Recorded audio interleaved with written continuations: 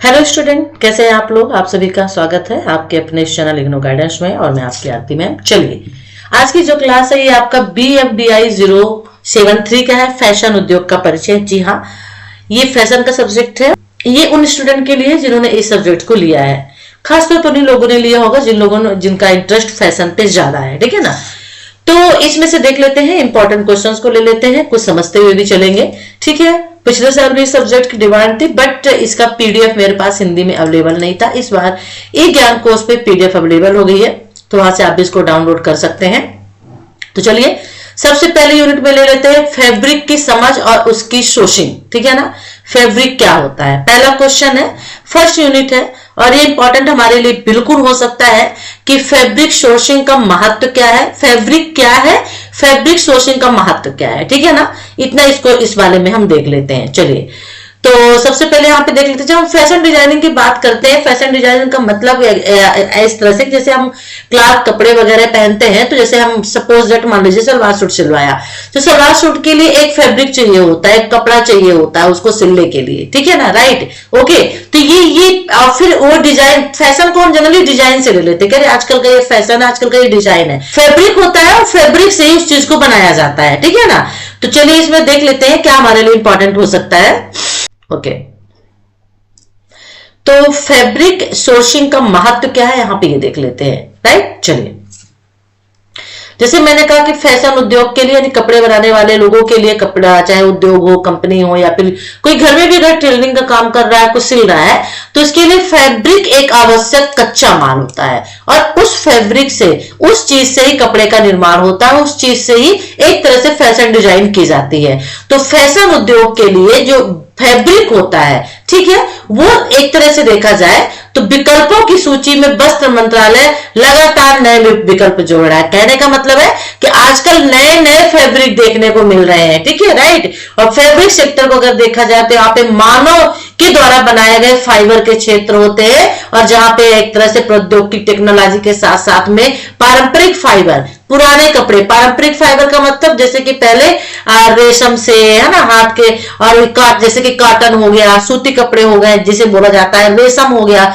ये कुछ पुरानी चीजें हैं जिनसे एक तरह से कपड़े बनाए जाते थे। तो सूत, ये क्या हो गया, कॉटन सूत, यानी हाथों से कपड़े एक तरह से मशीन के चरखे के द्वारा निकाले जाते थे, तो पारंपरिक फाइबर हो जाता है। ठीक है। और संस्कृति से संबंधित परिधानों में उपभोक्ताओं की बढ़ती रुचि से लाभ हुआ है।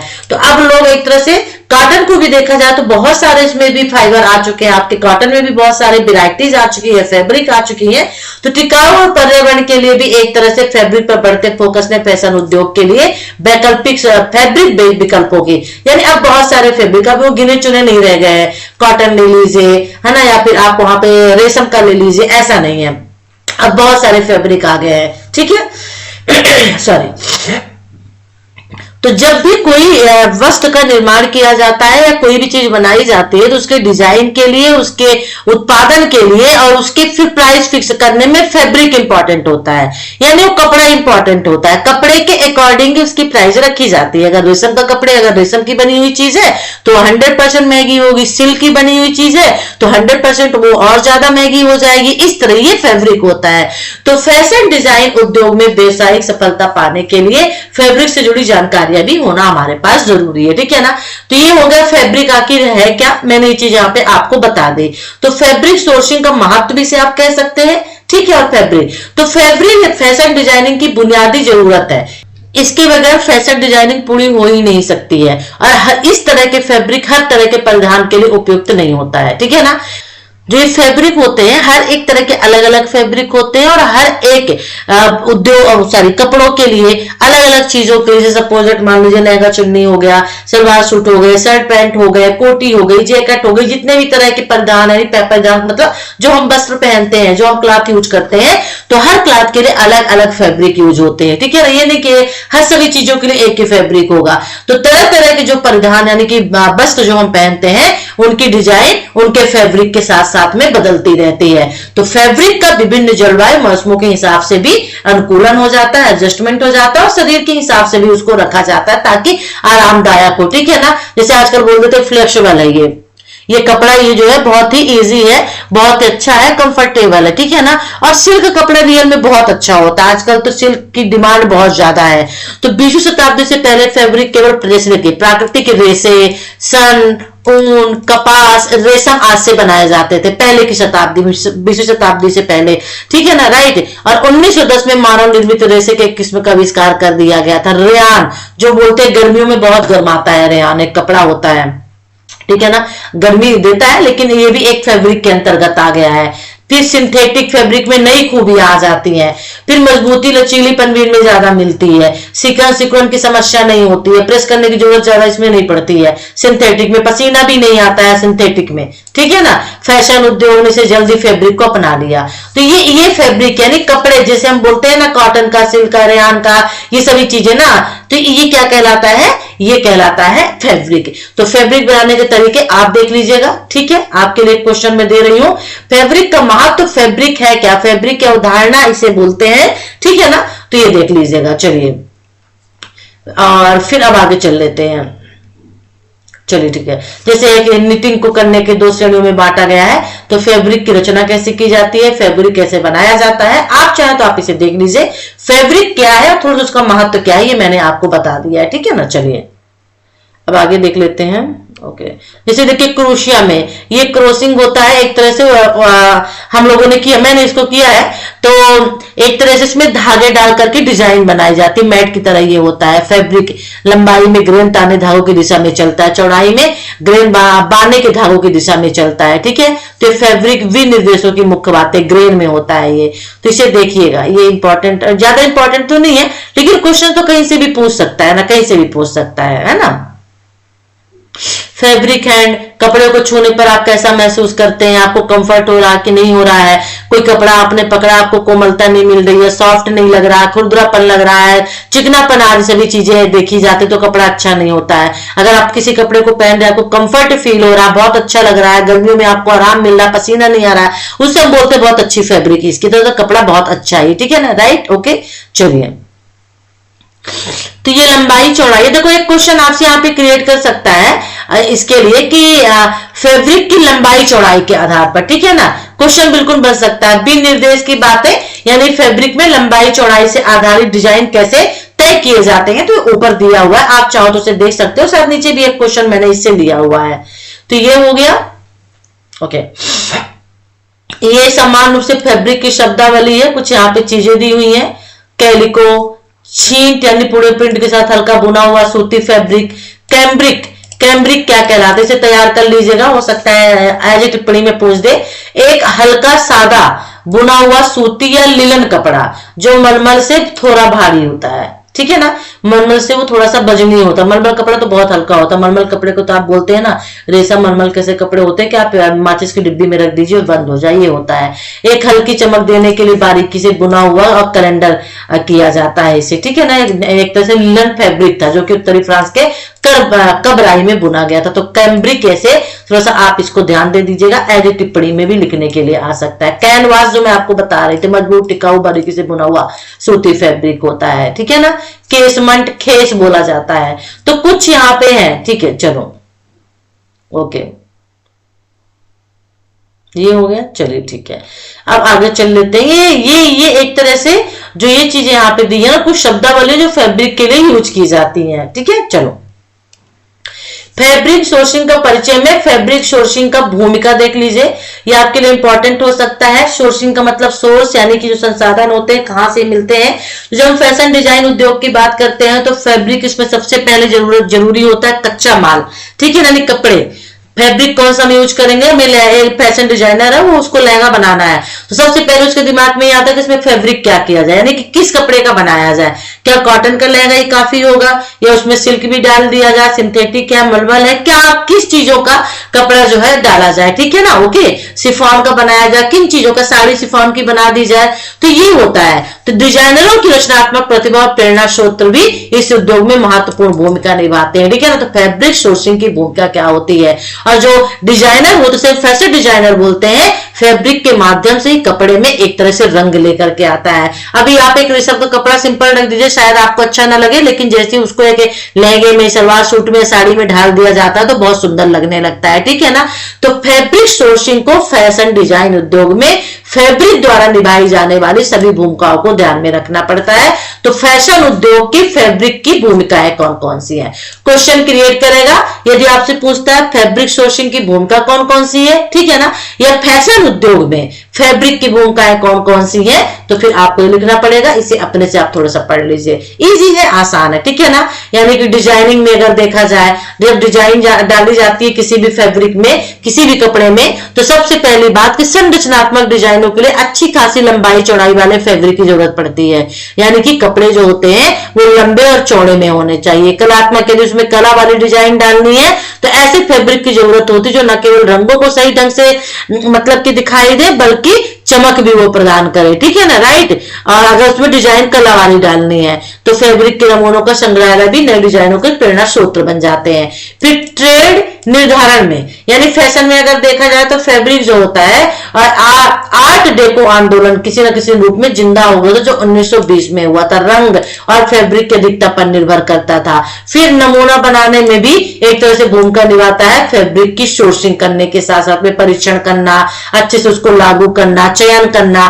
फिर गुणवत्ता के रूप में जो वेरी इंपॉर्टेंट है, कोई भी फैशन डिजाइनर किसी भी फैब्रिक को लेने के पहले उसकी गुणवत्ता पे, उसकी क्वालिटी पे ध्यान देता है, उसके रंग पर ध्यान देता है, और खास तौर पर वो छूने में दरदरा खुरखुरा पन्ना होगा ना, मतलब सॉफ्ट फील हो, देखने में अच्छा लगे, चमक आए। आप भी तो कपड़े लेने जाते हैं, हम लोग जाते हैं तो देखते हैं ना किस तरह से कपड़े लेते हैं। फिर जब कटाई और सिलाई की जाए तो कोई परेशानी नहीं आनी चाहिए। ऐसा कपड़ा ना हो कि सिलते वक्त ही खींचने में फट जाए जल्दी से, है ना। या फिर ग्राहक जो हम आप खरीद के ला रहे हैं और 1-2 महीने के अंदर वो फट गया तो हम कहते नहीं यार ये वाला कपड़ा तो बेकार था। तो ये चीजें होती हैं। तो फैब्रिक की गुणवत्ता भी निर्धारित करती है कि परिधान पहनने पर कितना आरामदायक होता है, कंफर्ट, ठीक है। फिर ग्राहक साधने में, ग्राहक साधने में मतलब एक तरह से ग्राहक को एक तरह से लक्ष्य के रूप में लाने में। जब कोई भी डिजाइनर अच्छा कपड़ा बना के देगा तो हम आप उसे 100% पसंद करेंगे, और हो सकता है कि आगे चल के हम उसी फैब्रिक का कपड़ा लें, ठीक है ना। तो ग्राहक साधने में मतलब ग्राहक को पटाने में, लुभाने में भी इंपॉर्टेंट होता है, भूमिका होती है। मूल्य निर्धारण में, मूल्य निर्धारण में मतलब कि सपोज दैट कपड़ा बन गया तो उसके पहले सोचना पड़ता है कि किस फैब्रिक का, किस कपड़े का उपयोग किया जाए, ठीक है ना, ताकि उसकी अच्छी कीमत मिल जाए। मतलब फैब्रिक भी खरीदना पड़ रहा है तो उसे महंगा भी ना पड़े, बेचने पे सेलिंग भी अच्छी हो जाए और लाभ भी कमाया जा सके। विविधता में, धुलाई देखभाल में, ब्रांडिंग में, ये बहुत सारी चीजें, इनको आप देख लीजिए यहाँ पर, ठीक है, ओके। बहुत सारी चीजें प्लीज इनको आप देख लीजिए, इंपॉर्टेंट क्वेश्चन आपके लिए है। चलो अब आगे देख लेते हैं, ठीक है, ओके। ये यहां पे हो गया। जैसे है क्वेश्चन, परिधान के मूल्य निर्धारण में फैब्रिक सोर्सिंग का क्या महत्व है, गुणवत्ता में। तो जब आप देखो एक क्वेश्चन यहाँ पे मैंने तैयार करवा दिया, फैब्रिक सोर्सिंग की भूमिका क्या है, फैशन डिजाइनिंग में फैब्रिक सोर्सिंग की फैब्रिक की भूमिका क्या है। अब देखो इतने सारे जो इसके टॉपिक है, उन्हीं में से एक यहाँ पे ले लिया गुणवत्ता में और एक ले लिया मूल्य निर्धारण में। तो इनमें से किसी को भी लेकर के एक अलग क्वेश्चन ये पूछ सकता है, ठीक है ना। खुदरा व्यापार में क्या भूमिका है फैब्रिक सोर्सिंग का, ठीक है ना। खुदरा माल में जो दुकानें होती हैं वो खुदरा विक्रेताओं के साथ साथ ऑनलाइन मल्टी ब्रांड खुदरा विक्रेताओं द्वारा फैशन परिधानों की बिक्री तेजी से हो रही है। यानी जिसे हम रिटेलर में बोलते हैं। 2 तरह की दुकानें होती है, रिटेल में होती है और एक होलसेल में होती है। होलसेल का मतलब जहां पे इकट्ठे सामान दुकान वाला उठा करके लाता है अपने पास, फिर रिटेल में बिक्री करता है, एक एक करके बेचता है और हम लोग 1-2 पीस लेकर के आते हैं, ठीक है ना। वो 100 पीस 10 पीस 20 पीस होलसेल की दुकान से लेकर के आता है। ऑनलाइन में भी हो रहा है। तो रीऑर्डर उनके व्यापारियों द्वारा निर्धारित किए जाते हैं। तो रीऑर्डर का तुरंत जवाब देने और जरूरतों को पूरा करने के लिए भी फैब्रिक सोर्सिंग का महत्वपूर्ण आवश्यकता होती है। हम लोग कभी क्लॉथ वगैरह ऑनलाइन में मंगवाते हैं, कोई चीज बहुत अच्छी निकल जाती है तो तुरंत दोबारा मंगवा लेते, कहीं स्टॉक खत्म ना हो जाए, है ना। और निर्यात संबंधी में भी है, तो इसको देख लीजिए। चलिए यहाँ पे अब सेकंड ले लेते हैं। फर्स्ट यूनिट जो है आपकी फिनिश्ड हो गई है। सेकंड है टेक्सटाइल फाइबर। टेक्सटाइल का मतलब वस्त्र उपयोगी रेशों में, ठीक है ना। फाइबर का मतलब रेशा हो गया और टेक्सटाइल का मतलब वस्त्र उपयोगी, ठीक है ना। इससे जुड़ी अवधारणा और सिद्धांत देख लेते हैं तो हमारे लिए क्या इंपॉर्टेंट हो जाता है। अब जैसे हमने कहा यहाँ पे परिधान निर्माण की शुरुआत, परिधान निर्माण, परिधान यानी कपड़ा जो हम पहनते हैं, तो उसकी शुरुआत फाइबर से होती है, यानी रेसे से होती है, ठीक है ना। और जो वस्त्र उद्योग होता है वो भी फाइबर को एक तरह से सुधारता है, समय समय पर बदलाव करता है, बहुत सारे तरीकों का भी इस्तेमाल उसमें करता है ताकि उसके जो गुण है वो हमेशा उसमें रहे, खो ना जाए, ठीक है ना। और कपड़ा और परिधान निर्माता यानी कि कपड़े बनाने वाले लोग जो होते हैं वो अच्छी तरह से उसका यूज कर सके। जैसे मान लीजिए हम खाना बना रहे हैं, उसमें जैसे कि अगर सब्जी बना रहे हो, ये नहीं पता कि सब्जी में क्या क्या डालना है, तो फिर वो किसी काम की सब्जी नहीं होगी, है ना। कभी कभी नमक डालना भूल जाओ, सब कुछ डालने के बावजूद सब्जी बेकार हो जाती है। मसाला डालना भूल गए, नमक डाल दो तो सब्जी बेकार होती है। उसी तरह से बिना जाने कपड़े परिधान बनाते समय भी फाइबर किस तरह से व्यवहार करते हैं, एक अच्छा कपड़ा नहीं बन सकता है। तो फैशन उद्योग हमेशा मिलों, प्रोफेसर या व्यापारियों से कपड़े खरीदता है, ठीक है ना। किससे खरीदता है? मिल से, क्योंकि होलसेल में एक तरह से पूरा कपड़ा उठाता है ये फैशन उद्योग, या प्रोसेसर जो होते हैं या व्यापारी जो होते हैं इससे, और उनके साथ स्पष्ट सही ढंग से बातचीत भी करता है। तो ये फाइबर से जुड़ी अवधारणा वेरी इंपॉर्टेंट है। सिद्धांत भी पूछ सकता है साथ में, या फिर फाइबर से जुड़ी अवधारणा या फाइबर से जुड़ी सिद्धांत से। तो इंपॉर्टेंट क्वेश्चन है। तो फाइबर से जुड़ी अवधारणा और सिद्धांत करते ही तो अवधारणा हो गई। अब सिद्धांत में ले लीजिए टेक्सटाइल फाइबर आ गया पहले, ठीक है ना। तो फाइबर यानी रेशा, जैसे हम कह दिए कॉटन का हो गया, सिल्क का हो गया, सूती हो गया, ठीक है ना, मलमल का हो गया, इस तरह के कपड़े होते हैं। और शिफॉन हो गया, सिंथेटिक हो गया, नायलॉन हो गया, बहुत सारे होते हैं। तो फाइबर वह है जिसमें कपड़े बनते हैं, ठीक है, जिससे। और टेक्सटाइल फाइबर वे होते हैं जिनकी अपनी एक खासियत होती है और इसके आधार पर अलग अलग तरह के कपड़े बनते हैं, ठीक है ना, राइट, ओके। तो फाइबर जिससे कपड़े बनते हैं, काम खत्म। लेकिन टेक्सटाइल का मतलब होता है वस्त्र उपयोगी, यानी वस्त्र के हिसाब से फाइबर का यूज किया जाता है। टेक्सटाइल फाइबर जैसे अंडरगारमेंट के लिए अलग एक फाइबर होता है, ठीक है, रेशा होता है, यूज किया जाता है। शर्ट के लिए अलग, पैंट के लिए अलग, इस तरह के। तो टेक्सटाइल फाइबर सूक्ष्म बाल जैसे पदार्थ होते हैं और जिनकी लंबाई उनकी चौड़ाई की तुलना में अधिक होती है। लंबाई जो होती है ज्यादा होती है और चौड़ाई कम होती है, और इस वजह से कताई करके उनमें सूत बनाने और सीधे ही कपड़ा बनाने का काम होता है, और जोड़ के, जिस तरह से आप लोगों ने सूत काटते हुए देखा होगा। तो कताई में फाइबर का एक लंबा स्टैंड बना होता है और लंबाई के साथ मरोड़ा जाता है, जिसे सूत कहा जाता है, ठीक है ना। तो लंबाई के अलावा कताई, बुनाई, निटिंग आदि जैसे आंतरिक काम इसमें किए जाते हैं। तो फैब्रिक परिधानों की गुणवत्ता में सुधार के लिए फाइबर में लोच, सुंदरता, फाइबर की विशेषताएं कौन कौन सी है, फाइबर के गुण या लक्षण। तो सुंदरता होनी चाहिए, लोच होना चाहिए, एक रूपता, मजबूती, चमक, क्रिम्प जैसी खासियत होनी चाहिए। हो सकता है 2 नंबर का 5 नंबर का क्वेश्चन पूछ दे, फाइबर के गुण या फाइबर के लक्षण या विशेषताएं कौन सी है, ठीक है ना। तो ये हो यहाँ पे फाइबर से जुड़ी अवधारणा सिद्धांत, जिसमें टेक्सटाइल फाइबर हमने ले लिया। आप टेक्सटाइल फाइबर का वर्गीकरण कर लीजिए, ये भी आपके लिए इंपॉर्टेंट है, ठीक है। टेक्सटाइल फाइबर का वर्गीकरण, और वर्गीकरण जब इसको किया जाता है तो उसके गुणों के आधार पर किया जाता है, उसको बांटा जाता है, क्लासिफाई किया जाता है उत्पत्ति लंबाई के आधार पर, थर्मोप्लास्टिक गुण जो होते हैं, ठीक है ना। तो जो टेक्सटाइल फाइबर होता है वो प्राकृतिक और मानव निर्मित दोनों तरह का होता है, और कभी कभी कृत्रिम भी हो जाता है, कृत्रिम के आधार पर भी होता है। तो 3 तरह के, प्राकृतिक, मानव निर्मित या फिर कृत्रिम, ठीक है ना, इस तरह के टेक्सटाइल फाइबर होते हैं। तो जैसे प्राकृतिक फाइबर क्या हो गया, अगली टिप्पणी में भी जरूरी नहीं कि आपसे एक लंबा क्वेश्चन पूछो कि टेक्सटाइल फाइबर का वर्गीकरण कीजिए, हो सकता है आपसे पूछ दे प्राकृतिक फाइबर क्या है, एज ए टिप्पणी में। तो प्राकृतिक फाइबर को भी 3 समूहों में बांटा गया है, ठीक है ना। वनस्पति फाइबर हो गया, ये फाइबर पौधे या वनस्पति से, जिसे डंठल, तना, पत्ती या बीज की फली से मिलते हैं, वैसे ही तो है फाइबर, तो वैसा तो मिलेगा ही ना। जैसे कपास हो गया, लिनन हो गया, जूट हो गया, सन हो गया, रेमी, सन, सिसल, ये सभी क्या हो गए, वनस्पति फाइबर, वनस्पति के रेशे हो गए। फिर पशु फाइबर होता है, कश्मीर याद है ना तो जानवरों से, यानी कि फाइबर को प्रोटीन आधारित फाइबर भी कहा जाता है, जानवरों से प्राप्त होते हैं, जानवरों के बाल को काटकर प्राप्त किया जाता है, ककनू या जाले से निकाला जाता है, जैसे रेशम हो गया। फिर बाल किसके, और उसके क्या बोलते हैं, गाय जो होती है, भेड़ के बाल होते हैं। फर हो गया, ऊन हो गया, पंख हो गया आदि होते हैं। फिर खनिज फाइबर भी होता है जो एक तरह से खनन से जमीन से निकाला जाता है। तो 3 तरह के प्राकृतिक फाइबर हो गए। आपसे सीधे सिंपल पूछ सकता है ना कि फाइबर का मतलब, टेक्सटाइल ना पूछ के फाइबर का वर्गीकरण भी पूछेगा तो परेशान मत होना, आप लिख देना। फिर मानव निर्मित फाइबर ही आ जाता है। मानव निर्मित फाइबर में रासायनिक या फिर धातु कर्म जो तकनीकें होती है ना उसके आधार पर होता है, ठीक है ना, मानव निर्मित फाइबर में। ओके रुकिए, थोड़ा सा मैं कम कर दूं इसे, अब सही है शायद, ये शायद आपके लिए थोड़ा छोटा पड़ रहा होगा, है ना, ठीक है चलिए। ओके, तो मानव निर्मित फाइबर ये हो गए। अब इसमें निम्न की श्रेणियां आती हैं, पुनर्योजित फाइबर, सिंथेटिक फाइबर, इसे देख लीजिए। सिंथेटिक फाइबर को तैयार कर लेना, रासायनिक प्रक्रिया द्वारा बनाए जाते हैं, कच्चे माल को चाहे पेट्रोलियम, प्राकृतिक गैस, कोयले का उपयोग करते हैं, कच्चे माल फाइबर बनाने वाले पदार्थों में बदल जाते हैं, ठीक है ना।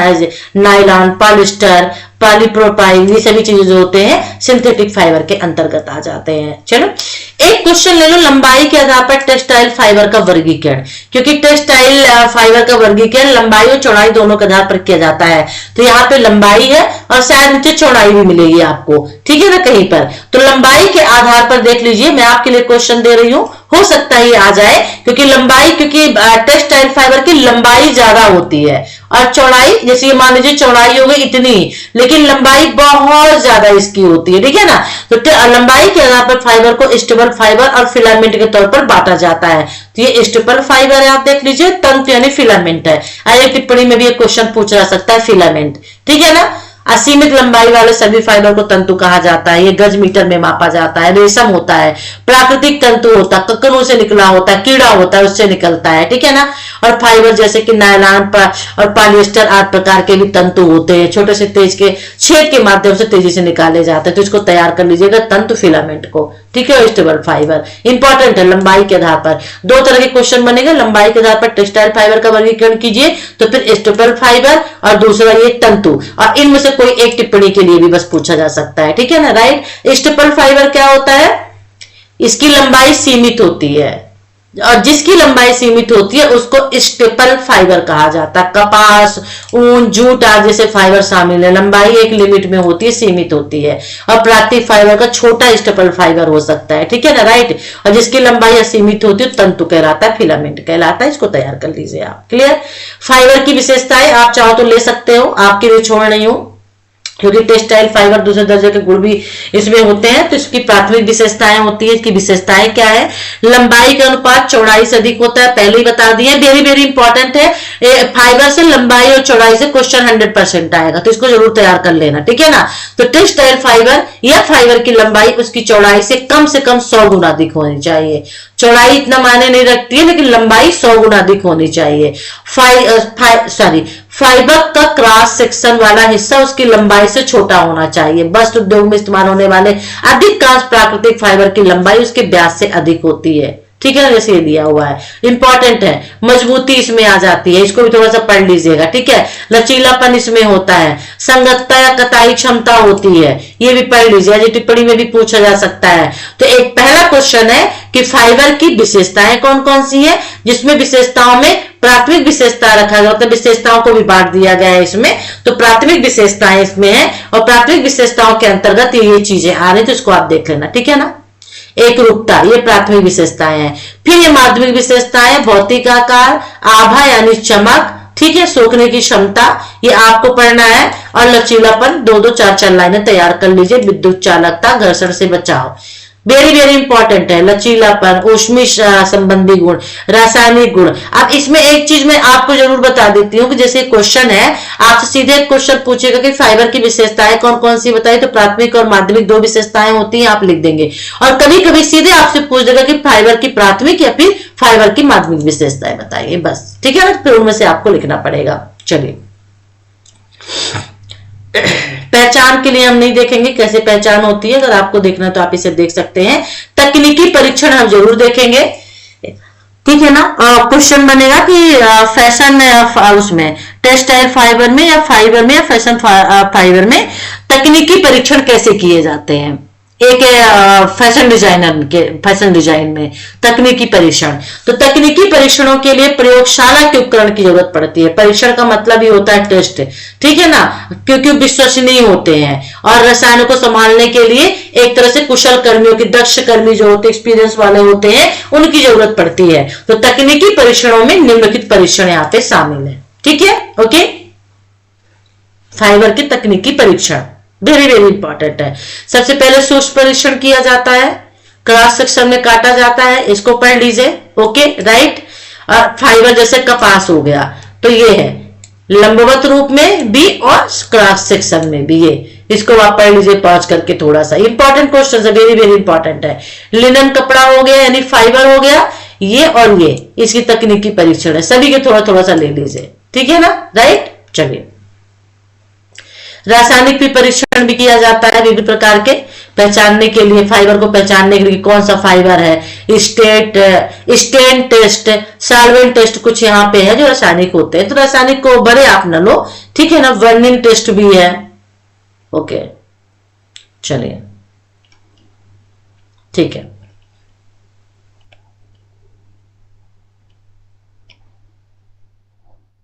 पूर्ण कपास की सूक्ष्म संरचना का शुरू में ही था, फाइबर में था, ठीक है ना। फाइबर ब्लेडिंग ये हम नहीं देखेंगे।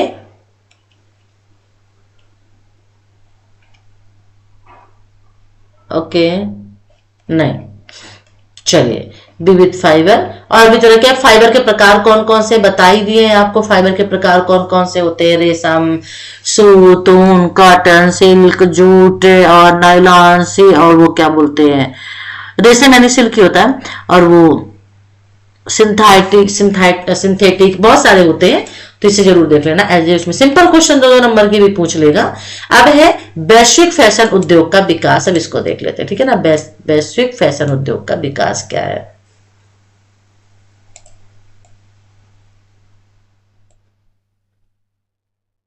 चलिए, अब इसमें से क्वेश्चन को ले लेते हैं। अब इसमें अगर देखा जाए तो क्वेश्चन बहुत तरह के देखने के मिलते हैं, ठीक है। 1 सेकंड, ठीक है। जैसे 20वीं सदी से पहले का फैशन उद्योग यहाँ पे आपको मिल रहा है, ठीक है ना। तो ये भी आप देख सकते हो, कपास वगैरह और रेशम वगैरह पहले ही हुआ करते 20वीं सदी से पहले का। हाँ, 20वीं सदी के बाद का विश्व फैशन उद्योग क्या है, ये क्वेश्चन 100% पूछेगा आपसे। या तो 20वीं सदी के बाद का पूछ लेगा, या फिर पूछ लेगा अब वर्तमान में, वर्तमान का वैश्विक फैशन उद्योग क्या है, ठीक है ना, राइट। तो ये क्वेश्चन भी आपको तैयार कर लेना है, क्योंकि फैशन उद्योग जो है अरबों डॉलर का वैश्विक उद्योग है, ठीक है। और आजकल तो देखो नए नए फैशन आ रहे हैं, कितने सारे डिजाइनर आ रहे हैं, नई नई डिजाइनें आ रही, किसी भी चीज को आप ले लीजिए, ठीक है ना, जो कपड़े बनाने और बेचने के व्यवसाय में बिल्कुल तल्लीन है। और फैशन उद्योग के इस वर्गीकरण के क्लासिफिकेशन के लिए एक जो हाई फैशन बनाता है और परिधान उद्योग यानी कपड़ा उद्योग जो है, यानी कि कपड़ा मास फैशन बनता जा रहा है। फैशन उद्योग सभी प्रकार के कपड़े महिला, पुरुष, बच्चों के लिए डिजाइन करता है और फिर उसका उत्पादन करता है, बेचने का काम करता है, वितरण यानी कि डिस्ट्रीब्यूट करता है, बिक्री यानी बेचने का काम, खुदरा में यानी रिटेल में, ठीक है ना, विक्रय करता है, विज्ञापन, प्रचार वगैरह के माध्यम से भी बेचे जाते हैं। क्या क्या कपड़े के ब्रांडेड होते हैं, वीवा वगैरह, पता नहीं क्या क्या कपड़े के ब्रांडेड आजकल देखने में मिल रहे हैं, तो ये है। तो कभी कभी आधुनिक जगत के उद्योगों और सेवाओं के बारे में भी फैशन इंडस्ट्रीज का भी इस्तेमाल किया जाता है। ये उद्योग, फैशन उद्योग का मतलब फैशन इंडस्ट्री, ठीक है ना। तो इसे तैयार कर लो, आपके लिए इंपॉर्टेंट है वैश्विक फैशन उद्योग, वेरी वेरी इंपॉर्टेंट है, ठीक है ना। और थोड़ा सा यहाँ पे आप देख लीजिए। चलिए, और वैश्विक फैशन उद्योग का विकास नहीं लेंगे, ये हम यहां पर विकास को नहीं लेंगे।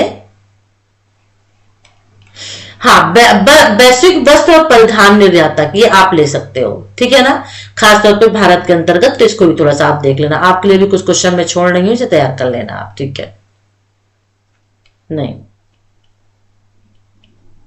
चलिए, अब दूसरा क्वेश्चन है वैश्विक फैशन उद्योग, तो ऊपर पढ़ ही लिया। और खुदरा क्षेत्र, अब ये देख लीजिए, ठीक है ना, राइट।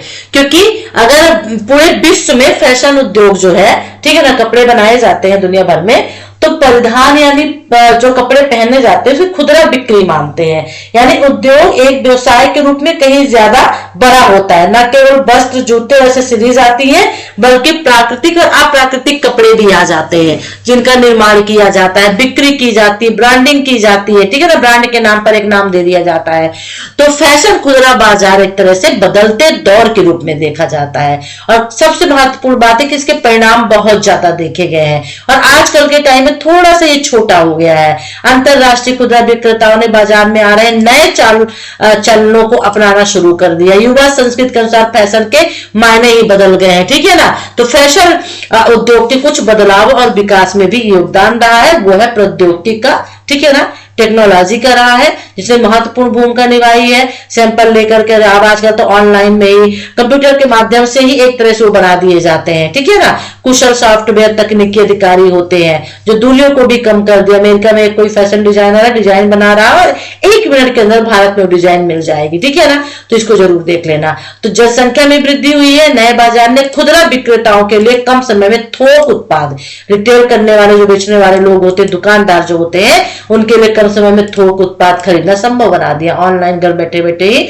ऑर्डर हो जाता है। फैशन ने विश्व खुदरा बाजार को कम करने के तरीके को भी बदल दिया, मार्केटिंग और सोर्सिंग रणनीतियों को भी बदल दिया है। लेकिन कुछ ऐसे कारक है जो बिक्री संबंध में फैशन वैश्विक फैशन उद्योग को प्रभावित करते हैं। तो ये इंपॉर्टेंट है, क्वेश्चन आएगा वैश्विक फैशन उद्योग और खुदरा क्षेत्र, तो फिर ये चीजें लिखनी है। अगर एक क्वेश्चन पूछता है कि वैश्विक फैशन उद्योग और खुदरा क्षेत्र को प्रभावित करने वाले कारक कौन कौन से हैं, ठीक है ना। तो खुदरा ट्रेड हो गया, इसे देख लीजिए। अब आप थोड़ा सा पढ़ लीजिएगा, वही है रिटेलिंग। फिर प्रतियोगिता, कंपटीशन भी इतना ज्यादा आजकल होता है हर एक चीज में, दुकानों में, ऑनलाइन। आजकल तो सभी चीजें ऑनलाइन ही बिक रही हैं। आजकल तो हम लोग भी मार्केट बहुत कम जाते हैं, घर बैठे मोबाइल से ही ब्रांड के सामान मिलते हैं, उनको मंगवा लेते हैं। और दुकान पे भी कम, मॉल पे चले जाते हैं जहां पे एक साथ सभी चीजें होती हैं। उपभोक्ता का ज्ञान, बाजार का विस्तार, ब्रांडेड बाजार, ये सभी चीजें इसके अंतर्गत आएंगी। तो खुदरा ट्रेंड किस प्रकार वैश्विक फैशन उद्योग को प्रभावित करता है, यही है आपका, यही है खुदरा ट्रेंड, ये, ठीक है ना। वेरी वेरी इंपॉर्टेंट है, इसको डन कर लीजिएगा, ठीक है। तो ये क्वेश्चन आपका यहां पे एक तैयार हो गया। रोजगार भी बहुत मिलता है फैशन उद्योग में। आप फैशन डिजाइनर का कोर्स कर लीजिए। हम जैसे यहाँ पे देखिए, सिलाई चलाने वाले, दर्जी, कपड़ा मशीन चलाने वाले, पैटर्न बनाने वाले इसके अंतर्गत शामिल होते हैं, ज्यादा लोगों को रोजगार देते हैं। एक अच्छी दुकान होती है, कंपनी कोई है जो पैंट सिलने का काम कर रही है, उसने 100 मशीनें रख ली, पैंट सिलने का काम चल रहा है, ठीक है ना। कोई व्यक्ति ने छोटी सी कंपनी खोल ली, बैग बनाने का, बैग बनाए जा रहे हैं। तो इस तरह की चीजें, आजकल स्कूल के यूनिफॉर्म होते हैं, यूनिफॉर्म का ही काम चल रहा है, तो इसके अंतर्गत आ जाता है, ठीक है ना। थोड़ा सा एक क्वेश्चन मैंने एक्स्ट्रा समस्या और चुनौतियां भी ले लिया है, क्योंकि जब हम फैशन उद्योग की बात करते हैं, ठीक है ना, राइट, इसमें फैशन उद्योग, विश्व फैशन उद्योग तो आपको पढ़ना है, खुदरा क्षेत्र, और खुदरा क्षेत्र के अंतर्गत जो हमने भी क्वेश्चन आपको बताया है ना, सॉरी देखो पढ़ाते पढ़ाते हुए ना माइंड से चीजें निकल जाती हैं। खुदरा ट्रेंड ये इंपॉर्टेंट है, ठीक है ना। चलो फिर इसी के अंतर्गत जो अगला क्वेश्चन होगा, फैशन उद्योग में रोजगार भी बहुत मिल रहे हैं, समस्याएं और चुनौतियां कौन कौन सी होती फैशन उद्योग के लिए, फैशन जगत में, ठीक है ना। नई नई चीजें आ रही है, नए नए कपड़े, नए नए डिजाइन आ रहे हैं, इसमें मेहनत भी लगती है, तो चुनौतियों का भी सामना बहुत कुछ इनको करना पड़ता है। क्योंकि आज एक कपड़ा आया, फैशनेबल आया, डिजाइन आई, लोगों को पसंद आया, कल दूसरे डिजाइनर ने एक नया फैशन ला दिया, और पहले वाला जो है जितनी मतलब महीने 2 महीने की जो भी एक तरह से मेहनत थी वो बेकार हो गई, क्योंकि उसका ट्रेंड खत्म हो गया, अब इस वाले का ट्रेंड चलने लगा। इसलिए समस्याएं चुनौतियां आती है। तो श्रम शक्ति का शोषण यहाँ पे होता है, ये पढ़ना आपको यहाँ पर, ठीक है ना, राइट। यानी कि सस्ता श्रम वैश्विक हर जगह मौजूद है। प्रशिक्षित जो ट्रेंड किए हुए श्रम होते हैं तो काम उनसे ज्यादा लिया जाता है, भुगतान उनको कम किया जाता है, ठीक है, इसको देख लीजिएगा। सस्टेनेबिलिटी यानी कि एक तरह से देखा जाए तो प्रदूषण से संबंधित ये है, क्योंकि उद्योग है तो 100% प्रदूषण होगा, केमिकल वगैरह निकलेगा, प्लास्टिक, रसायन जैसी चीजें उससे निकलती हैं। तो कपास के उत्पादन में इस्तेमाल किया जाता है, पानी, कीटनाशक, सूखे का कारक रहे हैं ये। फिर लागत भी अच्छी लगती है, कच्चे माल एक जगह से दूसरी जगह में ले जाने में। तो नए कपड़े और डिजाइन बनाने के लिए आवश्यकता अनुसार कच्चे माल के इस्तेमाल को भी प्रभावित करता है। नई नई तकनीकें कपड़ों और वस्त्रों को बेहतर तरीके से बनाने में मदद करती है, ठीक है ना। फिर social media Sanskrit as a टिप्पणी में भी एक क्वेश्चन आपसे पूछा जा सकता है, तो इसको भी तैयार कर लीजिए, ठीक है। क्योंकि जो जो हम टीवी देखते हैं, एडवर्टीजमेंट देखते हैं, न्यूज़पेपर में जो भी एडवर्टीजमेंट हमारे सामने आ जाता है उसको लेकर के सॉरी फैशन को लेकर के हम उसी को फॉलो करने लगते हैं, उसी को देखने लगते हैं, है ना। हमें शाहरुख खान को एक कोट पहने हुए देख लिया, बहुत प्यारी लगी, वही ट्रेंड में चल जाता है, ठीक है ना। तो एक ये भी चीज होता है, तो ये भी चुनौती बना हुआ है, तो इसको भी थोड़ा सा याद कर लीजिएगा, तैयार कर लीजिएगा। फिर भारतीय फैशन उद्योग का विकास, भारतीय फैशन उद्योग के अंतर्गत भी हम आपको क्वेश्चन बता देते हैं, ठीक है। चलिए, वस्त्र और परिधान क्षेत्र का विकास कैसे हुआ भारतीय फैशन उद्योग के अंतर्गत, ठीक है ना। भारत में वस्त्र और परिधान क्षेत्र का विकास, ये आपको यहां पे लिखना पड़ेगा, इंपॉर्टेंट क्वेश्चंस है,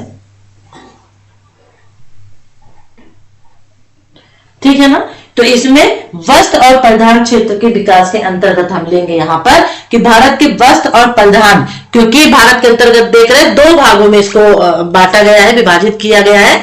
एक धागा और फाइबर और दूसरा प्रसंस्कृत यानी प्रोसेस्ड यानी कपड़े और परिधान में, ठीक है। तो धागा फाइबर और दूसरा कपड़े और परिधान में, राइट। और भारतीय परिधान को, भारतीय कपड़ों को विश्व स्तर पर भी फैशन बाजार में पहचान मिली है। भारतीय वस्त्र उद्योग काफी हद तक कच्चे माल पर ही आधारित है, जो कृषि पर आधारित है, एक तरह से डिपेंड है। और भारतीय वस्त्र उद्योग दुनिया में दूसरा सबसे बड़ा निर्माता है, उत्पादक भी है और निर्यातक भी है, ठीक है ना। 7%, मतलब कि देखा जाए तो उद्योग उत्पादन में 7%, भारत के सकल घरेलू उत्पाद में 2%, और देश की निर्यात में 15% का योगदान देता है। रोजगार 20 से ज्यादा बढ़ता है, ग्रामीण महिलाओं को रोजगार के अवसर प्रदान करता है। अभी मैं गई थी प्रगति मैदान दिल्ली में, एग्जीबिशन लगा हुआ था और सभी मतलब कि इंटरनेशनल था वो, तो वहां पे सभी तरह के लोग आए हुए थे। अगर आप इंडिया में देखो तो इंडिया में मिजोरम से, असम से, मणिपुर से, बिहार से, मधुबनी पेंटिंग है, कला को लेकर के आते हैं, यही है। तो जो कुछ लोग साड़ियां बनती से बंगाल में, कोलकाता में, है ना, बंगाल की साड़ियां हैं, फिर बनारस की साड़ियां हो गई सिल्क की, ये इस तरह की कुछ चीजें होती है जो इससे जुड़ी हुई है, यही फैशन डिजाइनिंग है, ठीक है। तो इसको भी आप पढ़ लेना, तैयार कर लेना। चलो, कपड़े और परिधान उत्पादक और निर्यातक, क्योंकि ये पढ़ना पड़ेगा, इंपॉर्टेंट है ये, ठीक है ना। तो ये इसके अंतर्गत आ गया, इसको भी थोड़ा तैयार कर लीजिए, अभी वही चल रहा है भारत के अंतर्गत, ठीक है ना, राइट। चलिए, कपास का उत्पादक, खपत, निर्यातक, आयात के उसी के पॉइंट है, इनको 5-5, 6-6 लाइनें तैयार कर लीजिए आप, ठीक है ना। रेशम का उत्पादन और उससे जुड़े रोजगार, ठीक है ना, ये भी तैयार करिए। और क्वेश्चन हमारा क्या है, क्वेश्चन हमारा है, क्योंकि पढ़ाते पढ़ाते माइंड से जो चीजें स्किप हो जाती है ना, बाय गॉड। चलो, वस्त्र और परिधान क्षेत्र का विकास कैसे हुआ भारत में, वस्त्र और परिधान क्षेत्र का विकास, तो उसको 2 भागों में बांट दिया गया है, ठीक है ना। एक तो बांट दिया गया है धागा और फाइबर में, दूसरा कपड़े और परिधान में बांट दिया गया है, ठीक है। चलिए, आ जाइए, ओके, हम नेक्स्ट देख लेते हैं। भारत के ऊन और ऊनी कपड़ों से जुड़े उद्योग वेरी इंपॉर्टेंट है एज ए टिप्पणी में। ऊन और ऊनी कपड़े और कपास वाला जो था, कुछ ऐसे क्वेश्चन है जिनको आप, रेशम का उत्पादन, ये कुछ ऐसे क्वेश्चन है जिनको बिल्कुल 100% तैयार कर लेना, बिकॉज ये जो क्वेश्चन है ना, कपास का उत्पादन 3 ही है, अगर इन तीनों को कर लोगे तो भारत के वस्त्र उद्योग के अंतर्गत भी आ जाएगा, और साथ में इनसे अलग टिप्पणी भी पूछी जाती है, तो टिप्पणी में भी आप आराम से कर सकते हो, ठीक है। भारत के कपड़ों से जुड़े उद्योग यहाँ पर है, तो इसको भी आप तैयार कर लीजिए, ठीक है। आज टिप्पणी के रूप में भी ये पूछे जाएंगे। अब इसमें सभी चीजें आपके लिए पढ़नी पड़ेगी, निर्यात कितने का क्या कब हुआ, कब कितना आयात हुआ। भारत का चमड़ा और जूता उद्योग वेरी इंपॉर्टेंट है, इसीलिए मैं बोल रही हूँ, इनको 4-5 को ले लीजिए, तो एक बड़ा भी क्वेश्चन तैयार हो गया, और इसे अगर इनको टिप्पणी में भी पूछेगा तो छोटा क्वेश्चन भी आपसे तैयार हो जाएगा, लेकिन है वेरी वेरी इंपॉर्टेंट, ये भी मैं बता दूं आपको, ठीक है।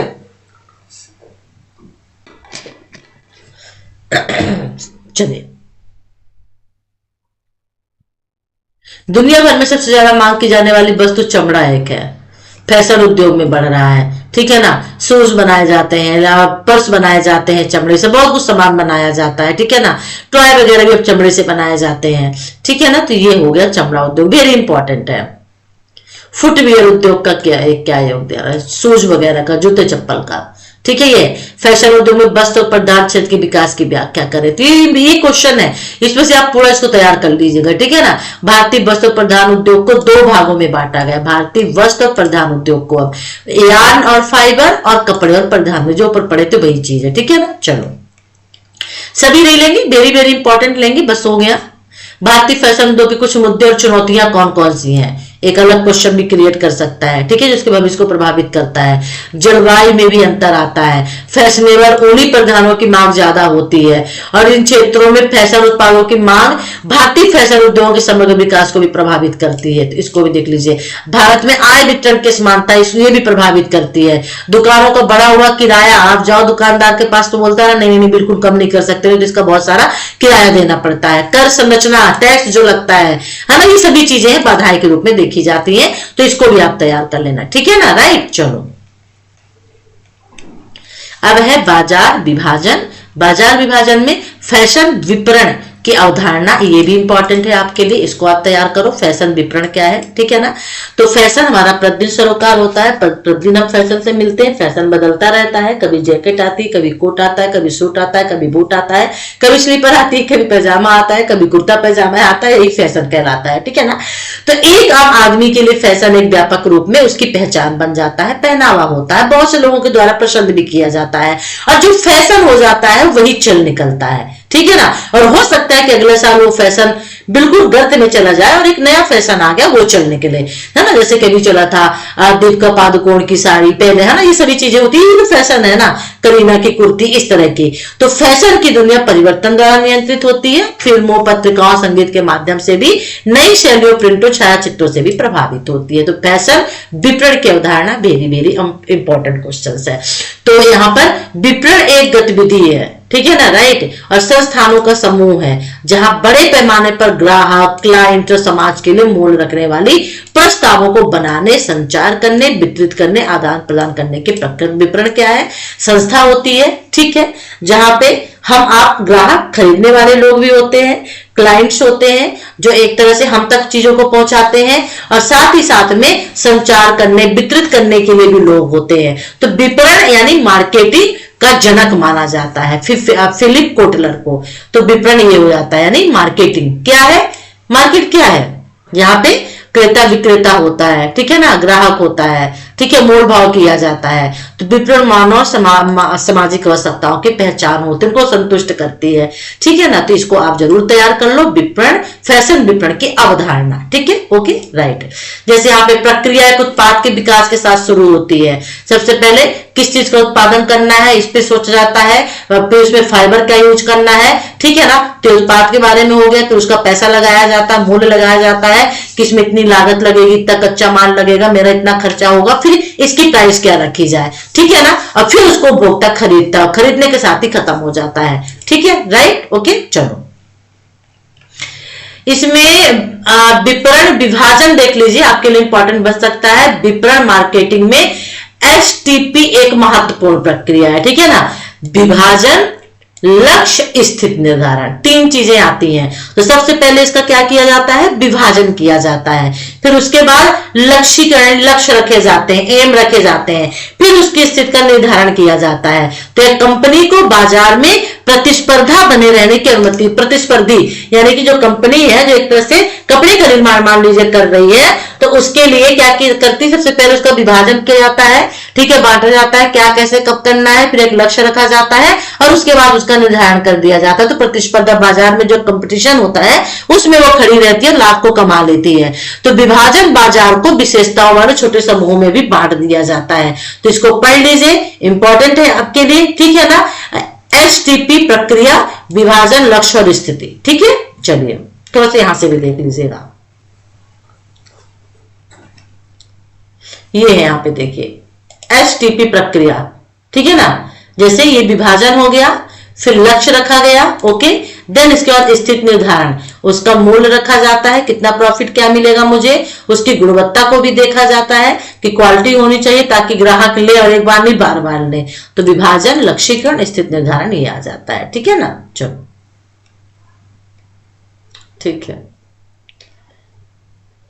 तो इसे और देख लीजिएगा, पढ़ लीजिएगा।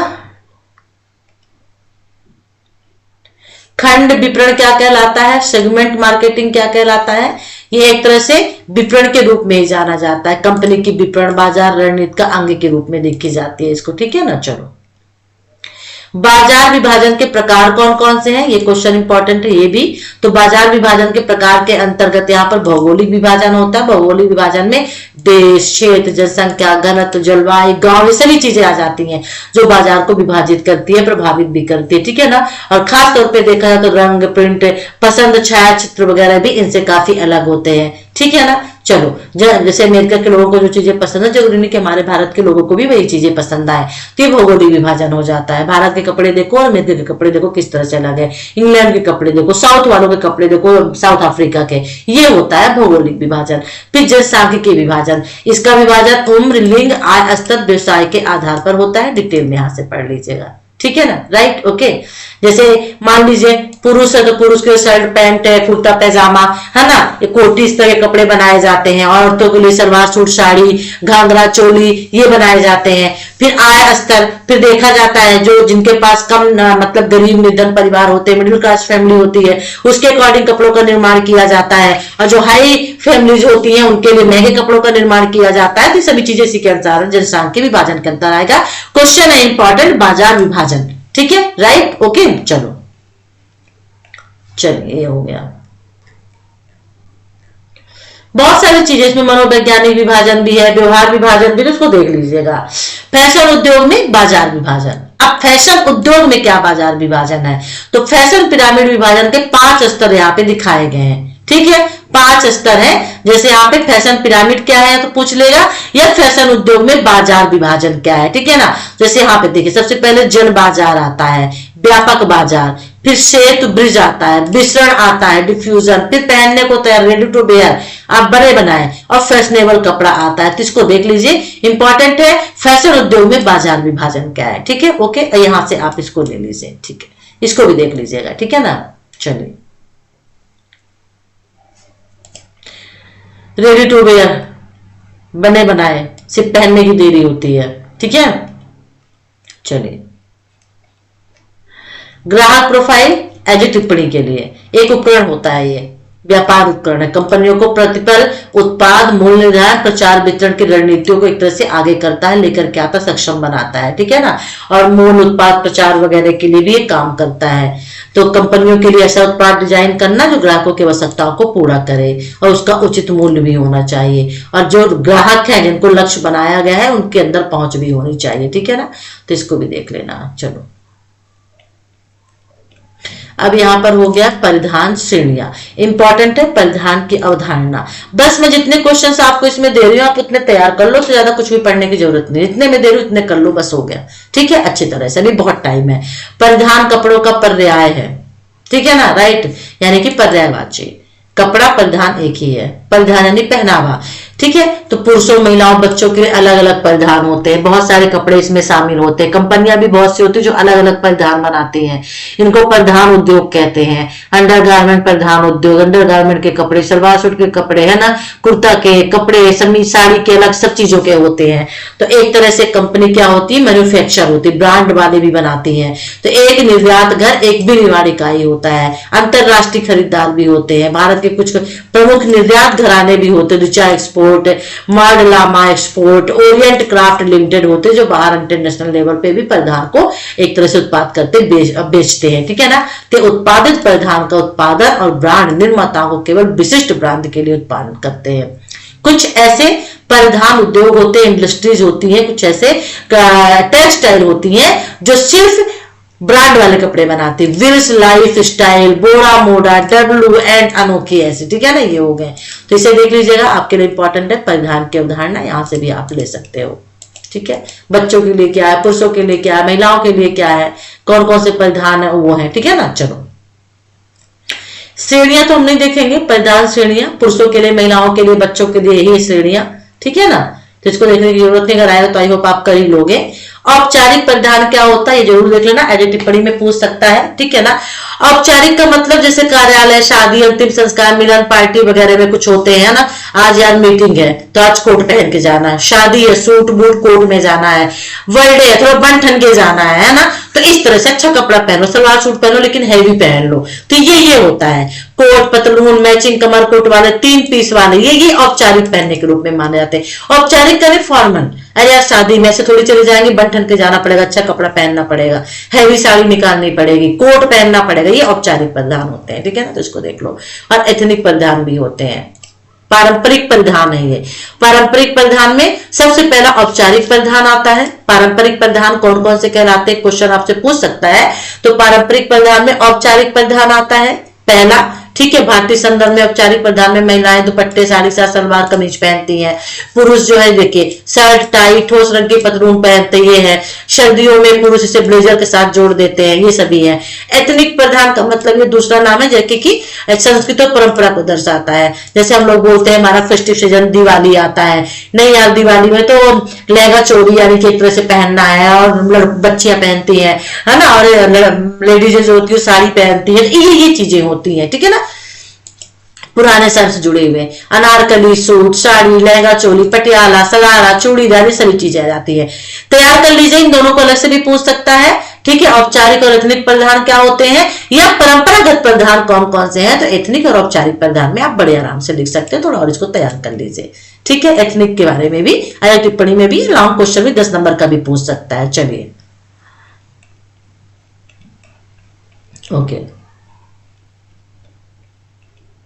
चलिए हम नेक्स्ट ले लेते हैं। यहां पर नेक्स्ट है हमारा भारत के फैशन डिजाइनर। अब इसमें देखो भारत के फैशन डिजाइनर में मैं आपको बताऊं, फैशन उद्योग की उत्पत्ति तो मैं नहीं बोलूंगी, फैशन डिजाइनर की भूमिका क्या है ये ले लेते हैं, ठीक है। फैशन डिजाइनर में मैं यहीं से आपको बता देती हूं, आप उसको तैयार कर लेना। ऋतु कुमार, सब्यसाची मुखर्जी, मनीष मल्होत्रा, हम लोग भी इनको जानते हैं, ऋतु बेरी और तरुण को लेना है तो आप ले लीजिए। इतने हैं, आप सब कर लो तो बेहतर है, उससे बेहतर तो कुछ है ही नहीं है, ठीक है ना। फैशन के उद्योग की उत्पत्ति कब हुई, 19वीं शताब्दी की शुरुआत में हुई थी, जब वहां पे ड्रेस मेकर और दर्जी द्वारा ऑर्डर करके बनाया जाता था कपड़ों को। कस्टम निर्मित कपड़े होते थे, ऑर्डर दीजिए, बनवाइए, दिखाइए कैसे आपको पहनना है, और वो तैयार हो जाते थे कपड़े। 1960 के दशक में फैशन छवि आ गई थी, खुदरा विक्रेता आ गए थे, अब दुकानों में भी मिलने लगा था, ठीक है। पैसा दीजिए और लीजिए, तो ये है यहाँ पर एक तरह से रेडी टू वेयर आ गए थे कपड़े। अब सिलवाने की जरूरत नहीं थी, दर्जी के पास जाने की जरूरत नहीं, बने बनाए आ गए थे, ठीक है ना। ये है तो फैशन उद्योग की उत्पत्ति में फैशन उद्योग का आर्थिक महत्व, ये उत्पत्ति में भी है, और साथ ही साथ में फैशन उद्योग का आर्थिक महत्व जो अलग क्वेश्चन पूछा जा सकता है, ठीक है ना। तो इसको तैयार कर लीजिए आप। फैशन डिजाइनर देखो आ ही गया है। फैशन डिजाइनर की क्या भूमिका होती है, देखो किसी भी उद्योग में फैशन डिजाइनर की भूमिका अत्यंत महत्वपूर्ण होती है, और जितना भी फैशन डिजाइनिंग की जाती है उसके एक तरह से प्रोसेस है, मार्गदर्शन करने वाला, बताने वाला वही होता है, ठीक है ना। और साथ में ये भी कहता है कि इसकी प्राइस क्या रख सकते हैं आप, इसका आगे चल के क्या यूज हो सकता है, कहां तक कितना आप इससे प्रॉफिट कमा सकते हैं। तो फैशन डिजाइनर जो होते हैं फैशन हाउस से फैशन उद्योग के लिए भी काम करते हैं, जानकारी इकट्ठा करते हैं, शोध करते हैं, कंप्यूटर पे डायग्राम बनाते हैं, ठीक है ना, राइट, उसमें कलर वगैरह भरते हैं, और जब परफेक्ट तैयार हो जाता है, जब लगता है कि हाँ कुछ है, नमूने एकत्र करते हैं, तब वो एक तरह से डिजाइन तैयार होती है, एक तरह से फाइनली तैयार होने के लिए, ठीक है ना, राइट। तो डिजाइनर तब तक इसका पहला प्रोटोटाइप विकसित करता है, ये है। तो देख लीजिए यहाँ पे भूमिका को और भी देख लीजिए, ठीक है। कौशल तो मैं नहीं देखूंगी, फैशन डिजाइन के प्रकार आप देख सकते हो। फैशन डिजाइन के प्रकार में पहला वस्त्र, फिर जूते और सहायक हो जाते हैं, ठीक है। और वस्त्र में ही उत्कृष्ट फैशन, पहनने के लिए तैयार, रेडीमेड जिसे रेडी टू वेयर बोलते हैं, और जनसमूह बाजार होते हैं, ठीक है। ये हम पहले भी पढ़ चुके हैं। चलो अब भारत के फैशन डिजाइनर में मनीष अरोड़ा को देख लीजिए। कुछ ऐसे फैशन डिजाइनर है मेरी नजर में, मैं बता रही हूँ, पीडीएफ थोड़ी यहाँ पे हैंग हो गई है, आ जाए तो फिर देखते हैं। तो मैं जो पढ़ा रही हूँ मेरी तरफ से इंपॉर्टेंट क्वेश्चन है, अगर आपने अपनी तरफ से कुछ तैयार किया है तो कोई भी बात नहीं, ठीक है ना। तो मनीष अरोड़ा को ले लीजिए, ओके। ये है क्योंकि मनीष अरोड़ा भारत सबसे मजेदार डिजाइनर है, क्यों, जो शायद भारतीय फैशन में सबसे अनूठी आवाज बोलते हैं, और फैशन एक आवश्यकता है ना कि लग्जरी है, ठीक है ना। तो ये हो गया। फिर इसके साथ साथ में हम यहाँ पर देखेंगे ऋतु कुमार को ले लीजिए आप, क्योंकि वस्त्रों की प्रथम महिला के रूप में जाने वाली है, महिला है और पहली महिला फैशन डिजाइनर है, तो इसको ले लीजिए आप। इसीलिए मैं बोल रही हूँ, कुछ सोच समझ के बोल रही हूँ। और रोहित बल को इसलिए मैंने यहाँ पे सेलेक्ट किया है क्योंकि फैब्रिक एंड फैंटेसी के भारत के मास्टर कहे जाते हैं, इसलिए, ठीक है, रोहित बल। और साथ में अब हम मनीष मल्होत्रा को लेंगे। सब्यसाची को आप ले सकते हो, बिल्कुल ठीक है, बिल्कुल ले सकते हो आप सब्यसाची को। सब्यसाची अगर वही है, एक पत्रिका भी है और साथ में सब्यसाची का लहंगा भी आया, तब ये वही है, ये किसी और ने डिजाइन किया था, मुझे इसके बारे में नहीं पता, पढ़ने में पता चलेगा। तो कोई बात नहीं, मनीष मल्होत्रा को जरूर ले लीजिएगा। फैशन के गुरु के नाम से जाना जाता है इनको, और फैशन की दुनिया में, भारत की फैशन की दुनिया में सफल नामों में से एक है। लंदन में, जर्मनी, मुंबई में पढ़े बड़े हैं, ठीक है ना, मनीष मल्होत्रा, इसीलिए बोल रही, बस इनको ले लीजिए और कुछ भी लेने की जरूरत नहीं है, ठीक है ना। चलिए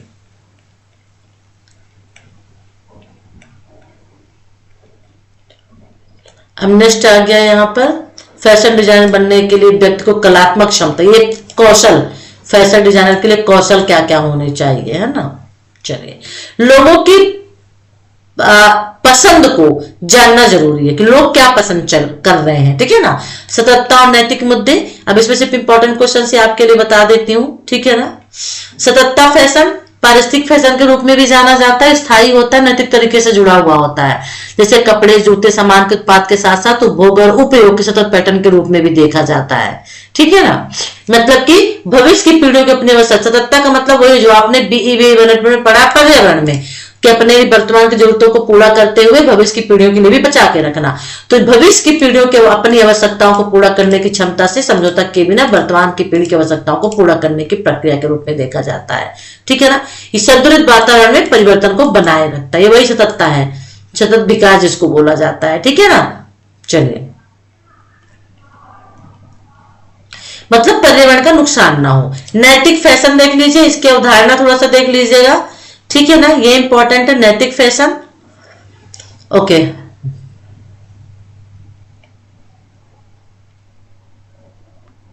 फैशन व्यवसाय में नैतिक मुद्दे क्या है, वेरी इंपॉर्टेंट क्वेश्चन है, बिल्कुल 100% आएगा। फैशन व्यवसाय में नैतिक मुद्दे कौन कौन से हैं, ठीक है ना। नैतिक फैशन के बारे में बढ़ती जागरूकता के बावजूद फैशन व्यवसाय में कई नैतिक मुद्दे देखने को मिलते हैं जो चुनौती देते हैं प्रगति को। बाल श्रम पहला हो गया, कम मजदूरी दूसरा, पशु क्रूरता तीसरा, नकारात्मक पर्यावरणीय प्रभाव, असुरक्षित काम करने की स्थिति देख लीजिए, तैयार कर लीजिए। इंपॉर्टेंट क्वेश्चंस मैंने आपको दिया है, ठीक है ना। नैतिक मुद्दे कौन कौन से, वेरी वेरी इंपॉर्टेंट है ये। चलिए, फैशन उद्योग में स्थायी सततता आपको देखना तो आप इसको देख लीजिए, छोड़ दीजिए, ठीक है। पर्यावरणीय प्रभाव एक एक्स्ट्रा क्वेश्चन रखा है, अगर आप रख सकते हैं तो ठीक है, क्योंकि जब फैशन आता है और केमिकल उद्योग, फैक्ट्री, केमिकल ये इनसे निकलते हैं तो पर्यावरण को भी एक तरह से प्रभावित करते हैं, ठीक है ना। तो फैशन उद्योग से पर्यावरण कैसे प्रभावित होता है, ये क्वेश्चन आपके लिए बन सकता है। चलिए, हम नेक्स्ट आ जाते हैं यहाँ पर, खुदरा विक्रय का अवलोकन। अब खुदरा विक्रय देख लेते हैं थोड़ा सा, ठीक है ना, रिटेलिंग जिसको बोलते हैं, ये क्या है, इसका अध्ययन क्यों जरूरी है, ठीक है ना। ग्राहकों को उत्पाद एवं सेवाएं प्रदान करता है, आप दुकान पे जाते हैं, बैठते हैं, सामान लेते हैं, खुदरा रिटेलिंग का सामान कहलाता है, ठीक है ना। तो ग्राहकों को अपनी जरूरत के उत्पाद को लेने के लिए स्वयं उत्पादक तक जाना पड़ता है, ठीक है। खुदरा विक्रय इस तरह से उत्पादक एवं ग्राहक दोनों के लिए सहायक होते हैं। तो पहला तो क्वेश्चन ये हो गया, खुदरा विक्रय यानी रिटेलिंग क्या है। फिर यहाँ पे खुदरा विक्रय, खुदरा विक्रेता क्या है, ठीक है ना।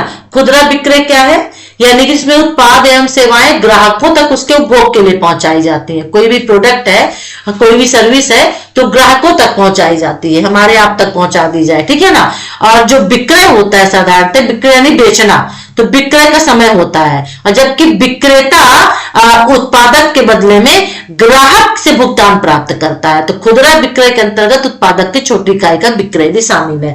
तो खुदरा विक्रय क्या हो गया, खुदरा विक्रय का मतलब जो उत्पादक और सेवाएं होती है वो ग्राहक यानी हमारे आपके उपभोग के लिए होती है, हम तक पहुंचाई जाती है, ठीक है ना, राइट। और बदले में हम उनको क्या देते हैं, पैसा देते हैं। आप ब्लिंकिट कर लीजिए, कुछ भी कर लीजिए, सामान ऑनलाइन मंगवा लीजिए, आप तक आपके घर में पहुंच जाता है, उनको पैसा दे देते हैं। और विक्रेता क्या होता है, खुदरा विक्रेता, तो विक्रेता मतलब बेचने वाला, तो व्यक्ति या व्यवसाय जो कि विक्रय गतिविधि में शामिल है। उत्पादक एवं ग्राहक का आखिरी कड़ी होता है, ग्राहक को उसके पसंद की वस्तु खरीदने में सहायक होता है। आप दुकान में गए, आपको कोई चीज पसंद आ गई, आपने उससे खरीद लिया, तो आपने खरीदा, जिसने खरीदा, तो इस बात का भी मूल्यांकन है कि ग्राहक को कोई उत्पाद किस मूल्य पर चाहिए और कहां चाहिए, ठीक है। तो अपने उत्पाद को विक्रय हेतु यानी बेचने के लिए और अन्य ग्राहकों को आकर्षित करने के लिए भी विज्ञापन करता है, तो विक्रेता कहलाता है जो बेचता है, जैसे दुकानदार, ठीक है। और क्रेता यानी खरीदता है जो। तो खुदरा विक्रय और खुदरा विक्रेता इंपॉर्टेंट है, इसको आप थोड़ा तैयार कर लीजिए, ठीक है ना। परिधान फैशन खुदरा विक्रय के गुण कौन कौन से हैं, आप इसको देख सकते हैं। या परिधान फैशन खुदरा विक्रय में अंतर भी आपसे पूछ सकता है, तो इसको थोड़ा सा आप पढ़ लो, ठीक है ना। परिधान यानी कपड़ा, ठीक है ना। नहीं, जो इंपॉर्टेंट था वो मैंने आपको बता दिया यहाँ पर, ठीक है ना। चलिए, कुछ आप अपने से भी अगर लगता है तो आप तैयार कर लीजिएगा। चलिए, धान का खुदरा विक्रय इंपॉर्टेंट है, इसे देख लेना। और ये खुदरा विपणन है, इसको ये आपको देखना है, ठीक है। चलिए, विपणन यानी मार्केटिंग, ठीक है ना। और ग्राहकों को एक तरह से प्रेरित करता है खरीदने के लिए सामान को। तो कौन कौन सी चीजें होती है, उत्पाद होता है। जब कोई सामान होगा तभी तो ग्राहक उसके पास जाएगा ना, है ना। चलो, स्थान होता है, फिर मूल्य होता है। क्वेश्चन एक आपका मूल्य से भी पूछ सकता है, खुदरा मूल्य विपणन क्या है, ठीक है ना। खुदरा विपणन में मूल्य निर्धारण कैसे किया जाता है, मूल्य क्या है। वेरी वेरी इंपॉर्टेंट ये क्वेश्चन है, इसको जरूर तैयार कर लेना है आप। टिप्पणी में भी या 5 से 10 नंबर में भी क्वेश्चन ये पूछा जा सकता है आपसे, मूल्य निर्धारण खुदरा विक्रेताओं का, ठीक है।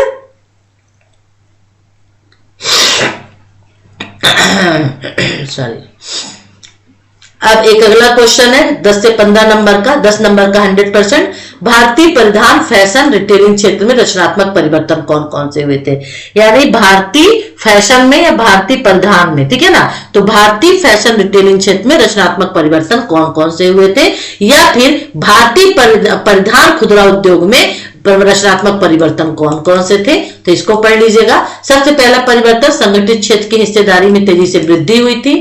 फिर, ठीक है ना, मार्स की संख्या में तेजी से वृद्धि, जनसंख्या का बढ़ना, जो हम पहले भी देख चुके हैं। मेगा स्टोर ब्रांडों का आगमन हो गया था, ठीक है ना।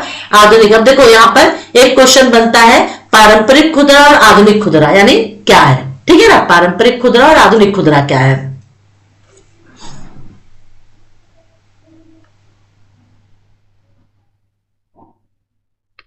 तो मेगा स्टोर ब्रांडों का आगमन में पारंपरिक खुदरा क्या होता है, जो स्थानीय आबादी के बीच में रहता है, अपनी प्रतिष्ठा बनाए रखता है, ठीक है ना, उन्हीं के ऊपर डिपेंड करता है। और कई स्टोरों ने ब्रांड निर्माण की रणनीति नहीं अपनाई। और दूसरी ओर आधुनिक खुदरा क्या होता है, आउटलेट स्वयं के स्टोर ब्रांड को विकसित करने पर। यानी आप पारंपरिक का मतलब जो पुराने टाइम से चला आ रहा है, प्रतिष्ठा होती है, उसकी साख होती है, ब्रांड के रूप में कभी ध्यान नहीं देता। और आधुनिक खुदरा का मतलब होता है जो ब्रांड के ऊपर ध्यान देता है, ठीक है ना। अधिकांश डिपार्टमेंटल स्टोर्स ने अपने स्वयं के स्टोर ब्रांड स्थापित किए हैं। कुछ परंपरागत खुदरा विक्रेता भी मेगा रिटेल स्टोर द्वारा निर्धारित उदाहरण का अनुसरण कर रहे हैं, ठीक है ना। तो ये पारंपरिक और आधुनिक खुदरा क्या है, आपके लिए इंपॉर्टेंट बन जाता है। तो खुदरा के नए प्रारूप भी देखने को मिले हैं। भारत में खुदरा उद्योग एक परिवर्तन चरण में है। खुदरा विक्रेता प्रारूप को बनाने की कोशिश करते हैं। खुदरा क्षेत्र में एक बड़ा सुधार देखा जा रहा है। ये क्वेश्चन आपके लिए इंपॉर्टेंट बन जाता है। वेरी वेरी इंपॉर्टेंट क्वेश्चन, आप इसको तैयार कर लेना। भारतीय परिधान फैशन रिटेलिंग क्षेत्र में संरचनात्मक परिवर्तन कौन कौन से हुए हैं, ठीक है ना। ओके, खुदरा रिटेलिंग क्लियर। ई रिटेलिंग क्या है, ऑनलाइन पर, ठीक है ना, Myntra.com, Jabong.com, फ्लिपकार्ट, अमेजन, है ना। अब तो मीशो भी चल गई है। यही रिटेलिंग इंटरनेट ऑनलाइन पे जो हम शॉपिंग करते हैं, ठीक है ना। चलिए, फिर खुदरा संचालन भी यहाँ पे, इसको हम देख लेते हैं खुदरा संचालन को। खुदरा संचालन का महत्व क्या है ये देख लीजिए। खुदरा स्टोर एक ऐसा स्थान है, खुदरा स्टोर एक ऐसा स्थान है जहां उपभोक्ता उत्पाद खरीदने के लिए जाता है, ठीक है ना, राइट। स्टोर है, जैसे हमारे पास एजी डे वगैरह खुल जाते हैं, डी मार्ट वगैरह हो जाते हैं ना, इस तरह के खुल जाते हैं। तो उपभोक्ता खुदरा स्टोर में आखिरी अनुभव महत्वपूर्ण होता है, क्योंकि उपभोक्ता के निर्णय पर ही प्रभाव डालता है, खरीदारी करेगा या नहीं करेगा, है ना। आज आया है तो पता नहीं बिना लिए ना चला जाए, इसलिए तो खुदरा संचालन का महत्व भी इंपॉर्टेंट हो जाता है। और उससे भी ज्यादा महत्व है आपका घटक, खुदरा संचालन के प्रमुख घटक। आप महत्व घटक को एक क्वेश्चन 10 नंबर का बना देगा और सीधे पूछ देगा खुदरा संचालन के महत्व एवं घटक लिखिए 10 नंबर का। यदि 5 नंबर का देगा तो महत्व भी अलग से पूछ सकता है और साथ ही साथ में घटक भी अलग से पूछ सकता है, जो घटक महत्व से भी ज्यादा इंपॉर्टेंट है। तो घटक में स्टोर प्रबंधन है, इसको देख लीजिए, ठीक है, ओके, राइट। स्टोर का लेआउट बनाना, डिजाइन करना, जहां पे मैंने कहा ना रेडी मार्ट वगैरह चीजें होती है ना। स्टोर प्रक्रिया, संपत्ति का रखरखाव कैसे हो, है ना, ये सभी चीजें इसके अंतर्गत होती हैं। तो इसको देख लो, वेरी वेरी इंपॉर्टेंट क्वेश्चन आपके लिए। चलो, और हाँ, अगर आपके पास बुक नहीं है, पीडीएफ नहीं है, तो ई ज्ञान कोश से डाउनलोड कर लेना, ठीक है ना, वहां पे आ रही है। फिर कर्मचारी प्रबंधन में उसी के अंतर्गत आता है, खुदरा व्यापार में भारतीय प्रधान फैशन के अंतर्गत, खुदरा के अंतर्गत कर्मचारी प्रबंधन कैसे होता है। तो कर्मचारी प्रबंधन के लिए कौन कौन से कार्य किए जाते हैं, कौन कौन से लक्ष्य हैं, बिल्कुल पूछ सकता है। भारतीय फैशन उद्योग में या भारतीय फैशन उद्योग संगठन में कर्मचारी प्रबंधन के कौन कौन से कार्य किए जाते हैं, ठीक है। चयन, मॉनिटरिंग, संचार, प्रशिक्षण, प्रोत्साहन, अनुशासन, कौन कौन से उद्देश्य लक्ष्य हैं, ये सभी चीजें इसके अंतर्गत आती है, ठीक है ना। चलो, ग्राहक प्रबंधन यानी ग्राहक सेवा खुदरा स्टोर के संचालन के मूल संगठक के रूप में होता है। ग्राहक सब कुछ है, ग्राहक नहीं तो कुछ भी नहीं है, ठीक है ना। तो इसे आप देख लेना, ग्राहक के पास पहुंचना, सहायता करना, लेन देन की प्रवाही करना, सभी चीजें आ जाती हैं। चलो, खुदरा संचार प्रबंधन की भूमिका, एक क्वेश्चन और है, इसे भी देख लेना, आप तैयार कर लो इसे भी, ठीक है ना।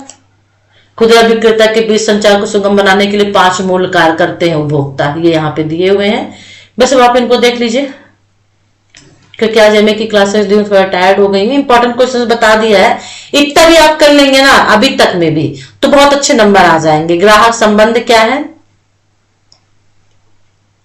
इसमें बता देती हूं, ग्राहक संबंध प्रबंधन, ये आपको देखना है, ठीक है। अभी तो फिलहाल ज्यादा एक्सप्लेन नहीं कर सकती, जिसको हम CRM के नाम से भी जानते हैं, CRM, ग्राहक संबंध प्रबंधन, ठीक है ना। ओके, कस्टमर रिलेशन मैनेजमेंट, है ना। ओके, ठीक है, ये देख लीजिए, CRM के चरण ये दिए हैं। तो ये भी है 10 नंबर का क्वेश्चन आपसे इसमें बिल्कुल पूछा जाएगा, और इस तरह से मुझे लगता है ये फिनिश्ड हो गया है, इसमें कुछ भी नहीं है, ठीक है ना। तो वीडियो अच्छा लगे तो लाइक शेयर करिएगा, चैनल को सब्सक्राइब कर लीजिएगा, बेल आइकन को प्रेस कर लीजिएगा, ठीक है ना, और ग्रुप से जुड़ जाइएगा। और वीडियो के डिस्क्रिप्शन बॉक्स पे लिंक दिया हुआ है, तो आप ग्रुप से जुड़ सकते हैं। जितना भी क्वेश्चन आपको बताया उतना आप कर लीजिए, उससे ज्यादा कुछ भी करने पढ़ने की जरूरत नहीं है। अगर मेरे बताए हुए क्वेश्चन को आप यहां तक भी कर लेते हैं, ठीक है ना, भारतीय संरचना तक यहां तक भी कर लेते हैं, तो बहुत अच्छे नंबर आ जाएंगे, बहुत अच्छे नंबर आ जाएंगे। यानी कि 7 यूनिट तक भी अगर कर लेते, भारत के फैशन डिजाइनर 5 नंबर का एक क्वेश्चन तो 100% डन है। एक ना एक फैशन डिजाइनर का नाम देगा ही, भारत के संरचनात्मक परिवर्तन देख के खुदरा वाले में कुछ ऐसे क्वेश्चन है जो वेरी इंपॉर्टेंट है, उनको डर लो, और अगर ज्यादा होंगे 100% क्वेश्चन और कम कर दूंगी इसमें। जैसे यहां से क्वेश्चन ले लो, फैब्रिक कौन सी होती है, ठीक है ना, उसका महत्व क्या है, टेक्सटाइल फाइबर क्या है, इसकी अवधारणा क्या है, कितने प्रकार की होती है, प्राकृतिक और मानव निर्मित होती है ना, वैश्विक यहाँ से भी आप ले सकते हो। चलो फिर नेक्स्ट वीडियो में फिर